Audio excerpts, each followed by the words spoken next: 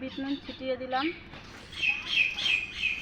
এবারে ভেঙে দেখাবো, ভিতরটা একদম হয়ে গেছে, কাঁচা কাঁচা নেই। একটু জালটা আস্তে দিয়ে করলে ভিতরটা ভালোভাবে হয়ে যাবে। এটা খেয়ে দেখাবো কেমন টেস্টি হয়েছে।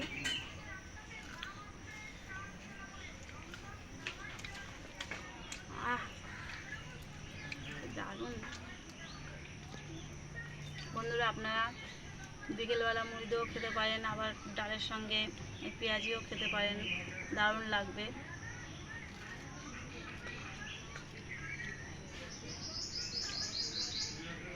দারুণ, অসাধারণ।